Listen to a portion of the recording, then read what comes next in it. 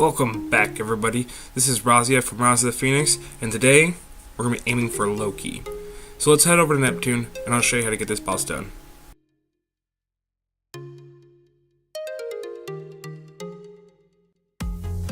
Just like every boss fight, you want to make sure you get all the grunts taken care of just to make the boss fight easier for you.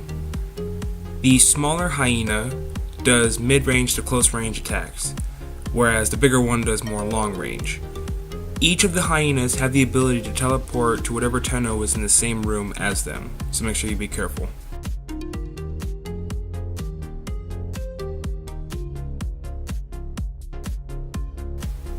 Also for this fight, I do recommend using radiation damage.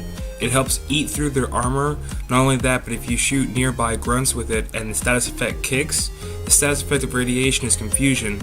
Therefore, all the grunts on the side will start shooting the hyenas to assist you in battle. That pretty much sums it up for this boss fight.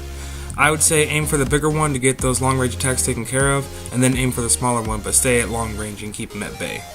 So, now that we know how to get Loki, why don't we figure out why we should get Loki?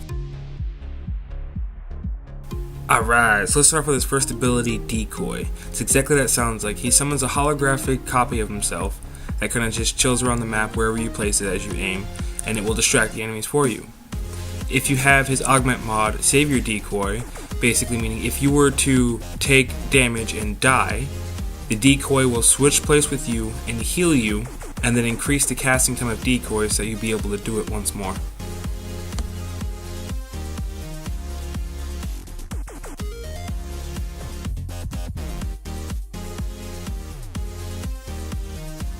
This is probably one of the biggest reasons why I personally love Loki, and that's his second ability, which is invisibility.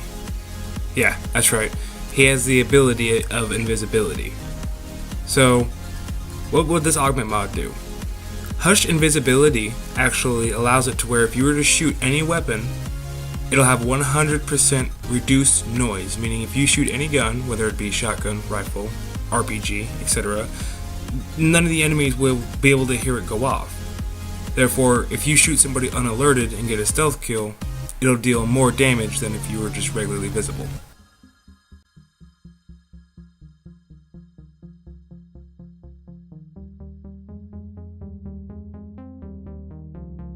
So now we're on to his third ability, Switch Teleport. Switch Teleport allows you to switch places with whatever it is you're targeting, whether it be an enemy or an ally. Surprisingly, yes, you can actually even switch places with the decoy if you wanted to. So you can simply hit R1X in a location that you can't reach and switch places with said decoy. But what about the augment mod for this one? What does it do? With Safeguard Switch, whenever you swap places with an ally, you actually leave them invincible for 6 seconds. So, meaning if you switch places with an ally, they cannot take any damage for the next 6 seconds during the whole gameplay.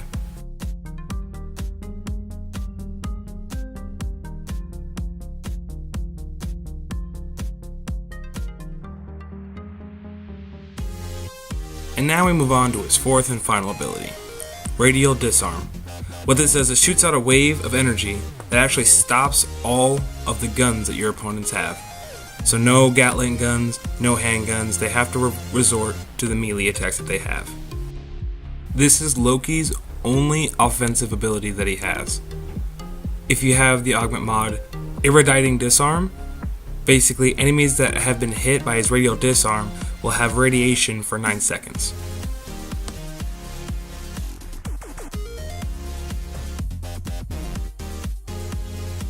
Loki is one of the warframes that gave us the term Space Ninjas, because you can literally go through any mission undetected and get everything finished as fast as possible. For a build, I recommend things like Constitution, Continuity, things like that that help increase duration to make sure you stay invisible longer, your decoy stays out longer, and your disarm lasts longer as well. If you want to have a little bit more fun, I even recommend throwing on an overextended for additional rage. Therefore, you can shoot your decoy out further, you can teleport further, and your disarm reaches a much farther range, hitting more enemies, allowing you to be more, well, safe.